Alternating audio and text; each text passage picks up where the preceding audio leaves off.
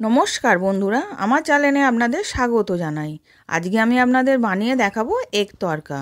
প্রথমে আমি তড়কার কড়াইটা নিয়েছিলাম, নিয়ে 2 ঘন্টা ভিজিয়ে রেখে দিয়েছিলাম জল দিয়ে।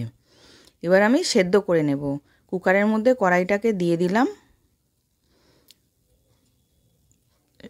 পরিমাণ মতন জল দিলাম,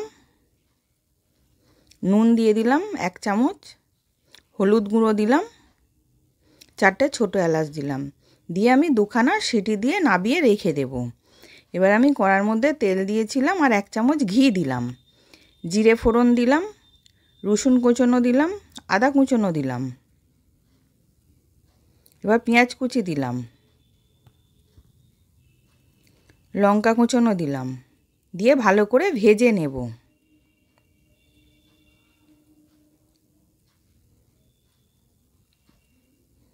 এবার ভালো করে ভাজা হয়ে গেছে।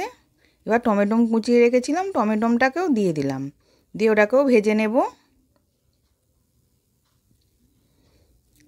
এবার আমি নুন দিলাম, বিট নুন দিলাম, হলুদ গুঁড়ো, কাশ্মীরি লঙ্কা গুঁড়ো, ধনে গুঁড়ো দিয়ে ওটাকেও ভালো করে কষিয়ে নেব।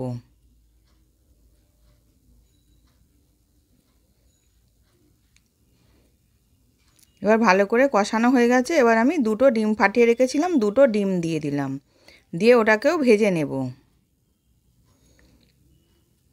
ডিমটাকে ভালো করে ভেজে নিচ্ছি।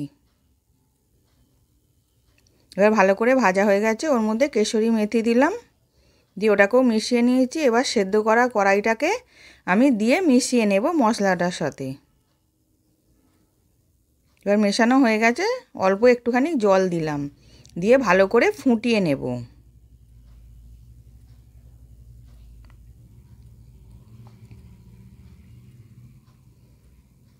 এবার ভালো করে ফুটে গেছে, ওপর দিয়ে ধনে পাতা কুচি দিলাম, দিয়ে ভালো করে মিশিয়ে এবার নাবিয়ে নেব।